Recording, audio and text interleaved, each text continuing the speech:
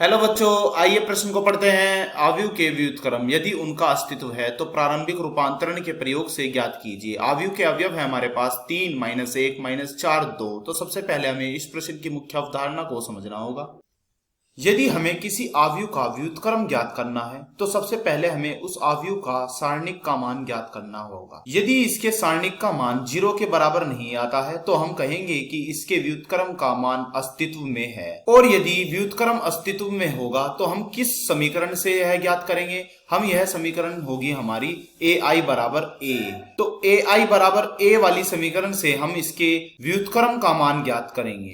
सबसे पहले हम अपने आव्यूह को लिख लेते हैं कि हमें आव्यूह क्या दिया हुआ है। हमें आव्यूह दिया हुआ है 3 -1 -4। अब हमें, जैसा कि मैंने अपनी मुख्य अवधारणा में बताया था, इस आव्यूह का हमें सारणिक ज्ञात करना होगा। तो चलिए सारणिक ज्ञात कीजिए। 3 दूना 6, बीच में आता है माइनस, और 4 एकम 4, माइनस माइनस यहाँ हो जाएंगे प्लस, तो 4। 6 - 4 कितना होता है? यह होता है हमारा 2। तो हम कह सकते हैं कि हमारे सारणिक का मान 0 के बराबर नहीं आया, अर्थात यहाँ पर a के व्युत्क्रम का अस्तित्व है। तो अब हम इस प्रश्न का व्युत्क्रम ज्ञात करने की ओर चलते हैं। तो चलिए व्युत्क्रम ज्ञात करने की ओर। तो समीकरण क्या थी? वह समीकरण थी हमारी ai बराबर a। इस समीकरण में हम क्या करते हैं? इस समीकरण में हम यह a तो ऐसे ही रख लेते हैं और i का मान रख देते हैं। i क्या है? i है हमारा एकांक आव्यूह। एकांक आव्यूह वह आव्यूह होता है जिसके विकर्ण में हमेशा एक एक होता है। वह इसके अलावा जितने भी इसके अवयव होते हैं वे सब अवयव 0 होते हैं। ए का मान रख देते हैं। तो ए का मान क्या है? ए का मान है 3 -1 -4 व 2। अब हम पहला रूपांतरण करते हैं R1 का। तो R1 का रूपांतरण कैसे करेंगे? R1 को हम इस तरह से बदलते हैं कि यदि मैं R1 में 2 की गुना कर दूं और इसमें R2 को जोड़ दूं तो हमारी आव्यूह समीकरण क्या प्राप्त होगी? हमारी आव्यूह समीकरण कुछ इस प्रकार प्राप्त होगी। हम बदलाव कर रहे हैं R1 में, तो R2 को हम ऐसे लिख लेते हैं। तो सारे जितने भी R2 हैं उन्हें सभी को ऐसे लिख लेते हैं। तो यहाँ भी लिख दीजिए। यहाँ कितने हैं? -4, और फिर है यहाँ 2।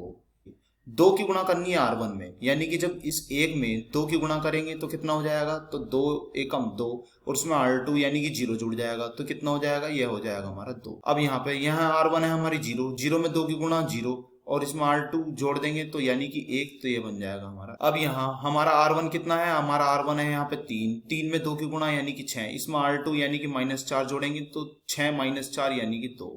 अब यहाँ है हमारा R1 माइनस का 1। अब इसमें हमने 2 की गुणा यानी कि माइनस के 2। अब इसमें R2 जोड़ेंगे तो -2 जमा 2 यानी कि यह बन गया हमारा 0। अब हम क्या करते हैं? अब हम R2 में बदलाव करते हैं। तो R2 में किस तरह से बदलाव करेंगे? हम R2 में इस तरह से बदलाव करेंगे, R2 जमा 2 की गुणा कर देते हैं R1 में।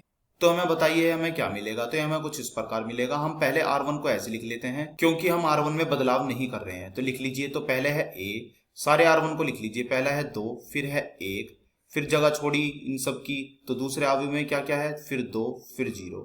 अब हमें बताइए कि R2 हमें बदलाव करके क्या क्या मिलेगा। पहला है R2 हमारा 0, इसमें R2 में जोड़ना है 2 की गुना करके R1 में।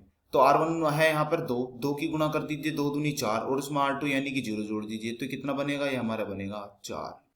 अब हमारा R1 कितना है? R1 है हमारा 1। अब इस 1 में 2 की गुणा कर दीजिए, तो 2 एकम 2। अब इसमें R2 जोड़ दीजिए, तो यानी कि 2 जमा 1 यानी कि यह बना हमारा 3। अब यहाँ है हमारा R1 कितना? 2, इसमें 2 की गुणा कर दीजिए, तो 2 दूनी 4। अब इसमें 4 जोड़ दीजिए माइनस वाले ये, तो ये कितने हो जाएंगे? यह हो जाएगा हमारा 0। R1 है हमारा यहाँ पर 0, 0 में 2 की गुणा कर दीजिए तो बनेगा 0। अब इसमें कितना जोड़ना है? यह वाला 2 नीचे वाला, तो ये कितना बन जाएगा? यह बन जाएगा हमारा 2। अब हम क्या करते हैं? R1 और R2 दोनों को बदलते हैं। R1 को किस तरह से बदलेंगे? R1 बटा 2 करके।